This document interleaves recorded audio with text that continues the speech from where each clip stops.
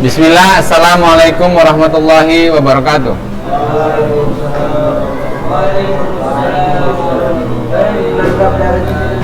Alhamdulillah, wassalatu wassalamu ala rasulillah wa ala alihi wa sahbihi wa mawala. Apa kabar anak-anak Ustaz?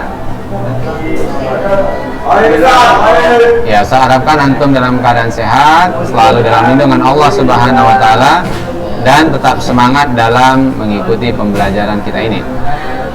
Baiklah anak-anak Ustaz, coba fokuskan perhatian antum ke depan dulu ya. Jadi sebelum kita mulai pembelajaran ini ya, Ustaz ingin kita siap dulu dalam mengikuti pembelajarannya. Jadi anak-anak Ustaz ya, sebenarnya nggak bosan-bosannya nih Ustaz ingatkan kepada antum semua bahwa kita ini harus meningkatkan semangat belajar kita ya. Banyak di antara kita ini yang sudah hilang semangat belajarnya, hilang konsentrasinya, bahkan hilang adab-adabnya belajar di depan kelas.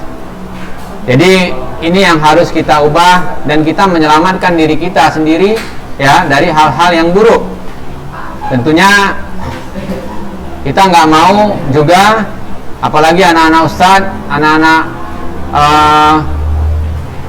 Ustadz di SMA Islamul Nuha ini ya, yang masya Allah antum ya sudah banyak ya ilmu-ilmu ya yang harusnya antum amalkan ya, sesuai dengan amalan-amalan yang sesuai dengan sunnah dan Al-Quran. Jadi Ustadz inginkan antum menjadi orang-orang yang sukses dunia dan akhirat ya. Jadi anak-anak Ustadz, kita sudah melaksanakan ujian PTS ya, walaupun tadi pagi Ustadz masih menerima ya kiriman tugas. Ustadz afwan, tugas sana terlambat ya. Alhamdulillah ya, alhamdulillah ya, alhamdulillah masih mengingat tugasnya. Tapi sebagian besar anak-anak Ustadz ini ya sudah nggak peduli lagi ada tugas atau tidak. Jadi ini yang Ustadz bilang, semangat belajar antum kurang. Padahal ya, nggak usahlah kita siapa itu, cobalah nilai diri kita sendiri ya. Jadi ketika ada hal-hal yang memang itu kita pahami, coba jangan orang lain yang kita nilai dulu, tariklah diri kita sendiri. Nah, itu yang terbaik, jadilah manusia yang terbaik ya. Jadi ya, banyak Ustadz lihat yang sebenarnya kemampuannya itu biasa-biasa saja, tapi patuh dan tertib ya kan. Itu yang penting ya. Jangan kita kadang-kadang yang merasa ini yang bikin kita rusak kan. Saat ana itu saat yang bagus itu ana, yang tertib itu yang Ustadz bilang itu ana sebenarnya katanya. Merasa-merasanya itu yang merusak diri kita. Bagaimana Ustaz? Kemarin kita sudah sampai ke apa terakhir kita ini, Muaz? Coba lihat buku kita di bab ketiga.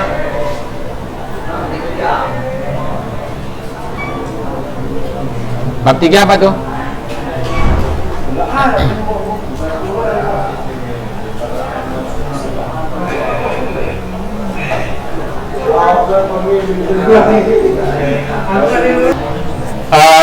Ini Ustadz ingin antum praktekkan ya. Jadi kebetulan materi ini, dengarkan dulu ya, materi ini tentang ikan konsumsi ya. Tentunya ini hampir sama di materi anak kelas 9. Jadi kalau antum punya adik kelas 9, antum boleh mempraktekkan ini bersamaan, atau ya kalau nggak ada ya memang antum kerjakan sendiri. Jadi begini anak Ustadz inginkan antum mempraktekkan di rumah ya tentang wirausaha budidaya ikan konsumsi ini. Jadi anak-anak Ustadz, kita tentunya tidak harus kita memiliki lahan yang luas, ya. Jadi agar hidup antum itu nggak cuman main aja. Ustadz ingin tugas ini ada kesibukan antum yang nantinya bisa bermanfaat mengisi waktu-waktu luang antum, ya. Siapa yang bikin PR? Yang bilang nggak boleh ada PR siapa? Hah? Coba Ustadz tanya dulu. Nah, ya, jadi tentang budidaya ikan konsumsi. Ya, jadi begini, kita kan sudah tahu, nggak usah jelaskan lagi ikan konsumsi itu apa, Ustaz? Ya, ikan yang biasa kita, iya, iya, jadi ada ikan air tawar, ya. Ini udah saya jelaskan ya. Tawar, air payau, air asin, atau air payau. Jadi kita ambil saja satu contoh ikan air tawar. Kenapa ikan air tawar? Ikan air tawar ini mudah kita dapatkan dan pemeliharaannya mudah. Kalau antum ikan air laut, memang apa perbedaannya? Ikan air laut ini, ya dia lebih rasanya mungkin ya. Ada yang lebih suka ikan air laut, kayak misalnya ikan kerapu misalnya gitu kan. Selain dia tentu nggak, kalau kita budidaya tentu susah. Airnya aja pun kita susah dapatkannya. Tapi kalau sekarang memang mudah, tapi bukan untuk budidaya ikan konsumsi. Biasanya orang membudidayakan ikan hias. Ya, ikan hias seperti ikan-ikan Nemo itu sekarang sudah dibudidayakan. Ya. Jadi kita kalau ikan air tawar apa aja ikannya? Lele, gurami, apa lagi? Ikan mas. Ya, ada. Jadi yang sejenis ini misalnya lele, ikan patin namanya. Ya. Iya, ada juga ikan pari, air payau ada. Ikan pari. Ada yang laut, ada yang payau. Ya. Ya. Jadi Ustadz inginkan kalau misalnya Ustadz, Ana sebenarnya di rumah udah ada kolam, Ustadz. Ada yang punya kolam? Udah. Kolam apa tuh? Oh, udahlah. Bisa ini ya. Memang antum budidaya? Apa orang tua antum? Udah lama? Maksudnya sekarang masih berfungsi?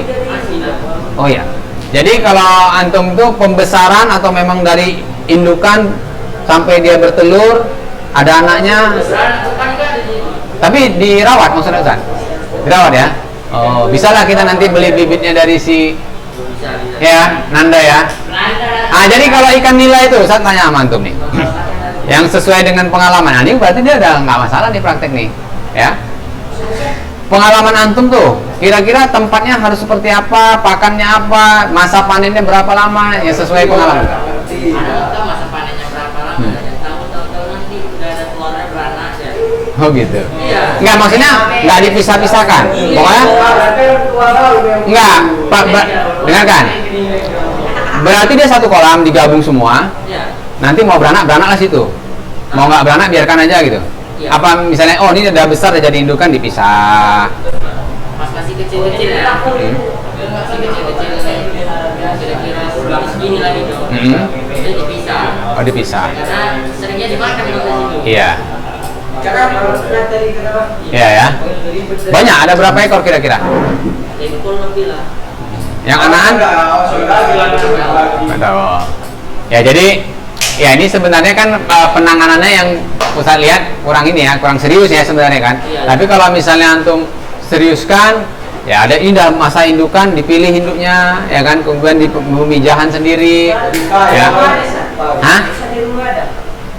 Iya, Ustaz membuatnya ini karena nggak ada lokasi, tapi kita siasati dengan kolam terpal ataupun kita pakai ember. Ya, jadi ada namanya sistemnya, ya, namanya ada budik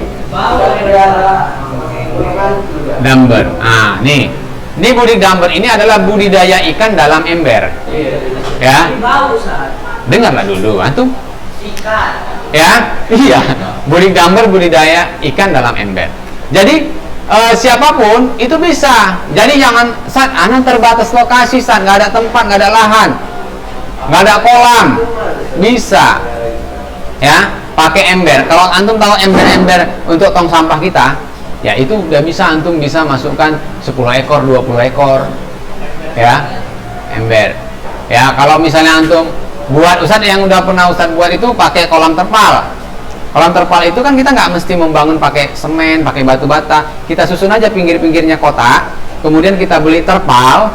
Nah, kita isi terpal itu, baru kita isi air. Tapi untuk ininya, untuk bagian pembuangan airnya, kadang-kadang kalau kolam terpal nggak ada pembuangan airnya, hujan, ya keluarlah ikannya semua, kecuali tutup pakai jaring atasnya, bisa ya.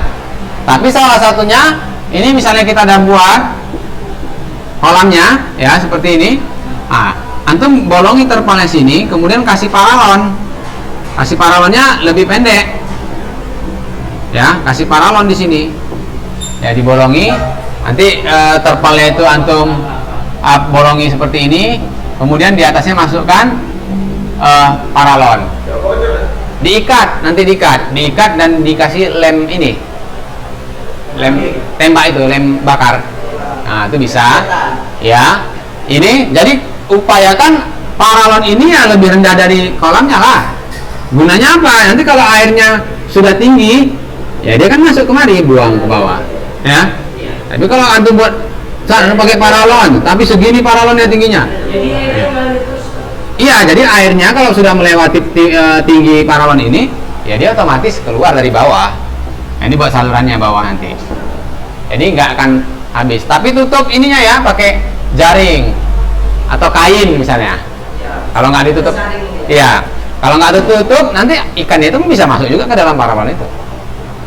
Tapi yang aman pakai ember. Kalau pakai ember, kita nggak butuh lokasi yang besar. Misalnya satu ember kita isi, ya biar dia nggak terlalu sempit karena kita baru latihan, isi aja 10 ekor. 10 ekor dalam ember ini. Ya, embernya nggak perlu antum bolong-bolongi. Kalau memang antum mau bolongin, nanti nggak bisa terpakai lagi embernya. Nah ini nanti gunanya biar dia lebih, kalau bisa antum jangan diletakkan di tempat yang hujan langsung, ya, karena kalau hujan langsung dia pasti luber dan tumpah. Di sini antum isi aja airnya. Dan Ustadz sarankan untuk bisa sekalian kita belajar tentang tanaman, di atasnya kita kasih tanaman kangkung, ya. Tanaman kangkung ini kita buat pakai aquacup, ya kan? Aquacup kita buat, kita bolong-bolongi, kemudian kita isi arang, ya, isi arang. Jadi kalau antum masak kangkung, itu biasanya kan bagian akarnya nggak dimasak ya, nggak dimakan ya. Iya, itu dimasukkan ke sini 3 batang yang ada akarnya, ya, 3 batang aja. Nanti diletakkan di sini, di ember ini. Tentunya ini antum kasih kawat ya, antum bolongi, kasih kawat seperti ini. Ya, jadi digantung seperti ini. Ya, ini ada keliling aja buat seperti ini. Nah, ini isi kangkung. Jadi kangkung ini nanti dikasih makan dari kotoran-kotoran ikannya, kotoran ikannya. Jadi kan kalau kita misalnya Ustadz sudah sempat berhasil ini, ya, tapi yang Ustadz isi ikan patin, ya.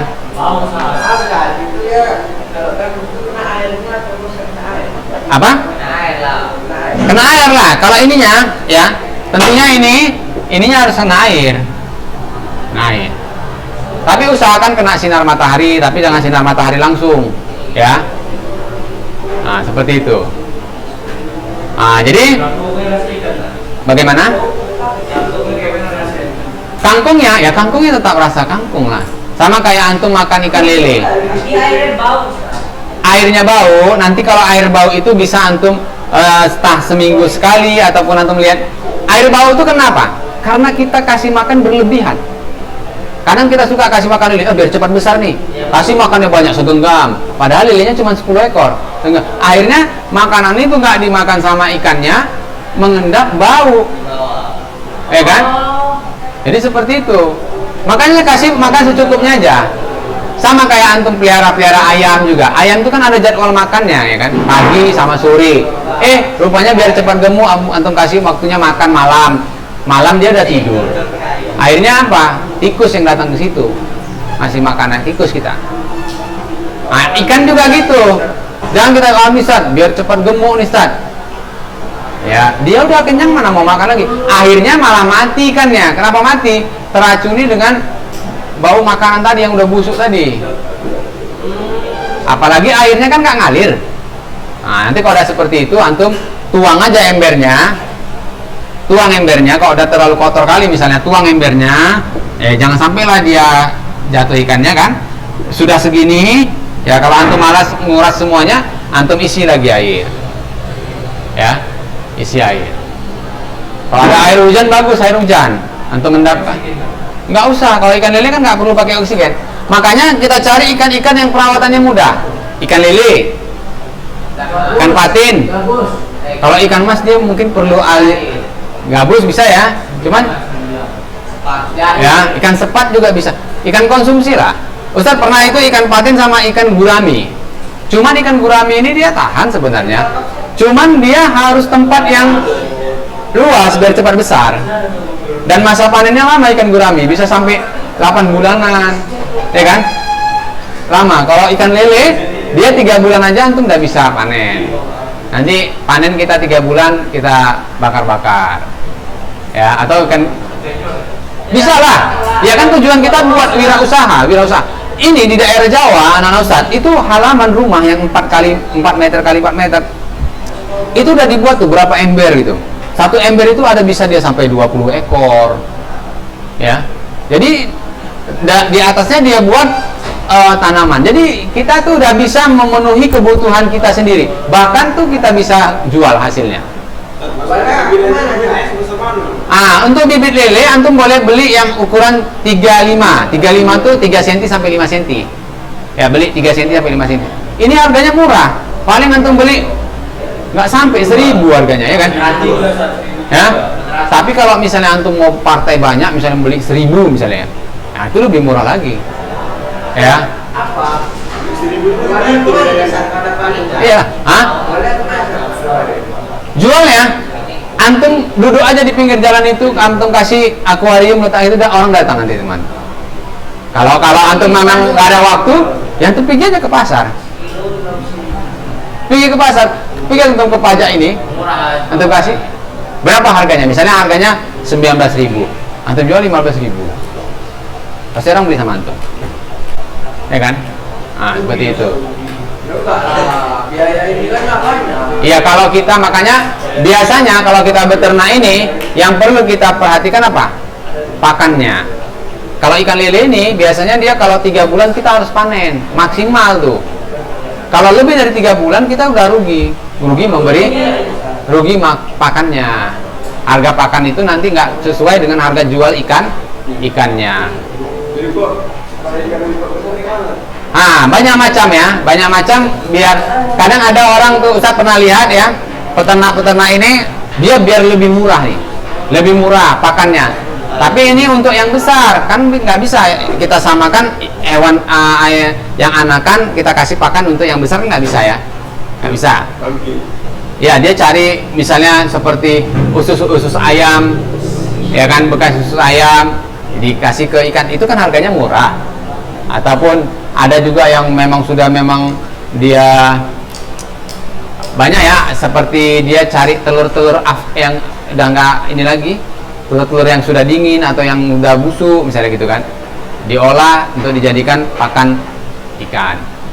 Nah itu bisa untuk menyiasati apa? Menyiasati harga pakan biar murah. Kalau kita beli pakan yang produk pabrikan, ya ada cepat besar juga, cuman kan harganya, kalau kita sebagai pengusaha kita kan harus bisa kok ada untung kan, Kalau kita nggak ada untung buat apa? Kecuali kita sekarang, kecuali kita sekarang ini masa belajar. Kita kan bukan tujuannya. Tapi walaupun akhirnya nanti seperti itu, kita harus tahu cara pemeliharaannya dulu, pakannya, perawatannya, ya. Ustaz yakin, Ustaz karena sekarang tempatnya udah nggak ada lagi. Kalau tempatnya masih ada lagi, Ustaz pasti buat ini, karena embernya masih ada, ya. Sekarang trennya lagi ayam nih, ya, jadi Ustaz, iya. Nah. Ini ayam juga? Oh, tukang nyambung ini kan? Iya. Ayam apa tuh? Oh, saya nggak ayam tarung. Kalau ayam tarung dosa kita kan? Hah? Ini? Ya Ustaz, ya inginkan pekan depan antum bisa membuat sebuah kelompok, ya, yang kelompoknya itu satu kelompok boleh 2, maksimal 4. Boleh 2, maksimal 4. Yang nantinya kita akan mendiskusikan tentang bagaimana kita akan membuat sebuah wirausaha budidaya ikan konsumsi dengan sini nggak dikasih, ya, dengan teknik budik dumper. Dengarkan dulu, Dik. Ya, dengan cara budik dumper saja. Kalau misalnya seperti si Nanda sudah ada kolam, nggak masalah. Tapi kalau misalnya Anda mau coba dulu teknik budik dumper nih, Ustaz. Kira-kira budik dumper ini lebih efisien apa enggak? Biar Anda bongkar kolam mana semua. Ya, minimal yang seperti tong sampah kita ini. Hah? Ya, ini betul betul. Ini pembesaran, ya, pembesaran, bukan antum pemijahan atau ya kita kan pembesaran dari bibit, beli yang 3 cm atau 5 cm, kita letakkan di situ, ya.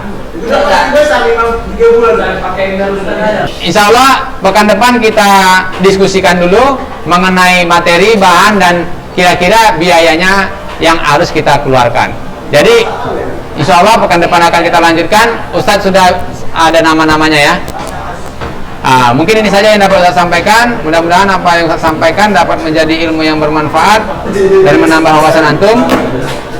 Ustaz tutup dengan subhanakallahumma wa bihamdik asyhadu an la ilaha illa anta astaghfiruka wa atubu ilaik. Assalamualaikum warahmatullahi wabarakatuh.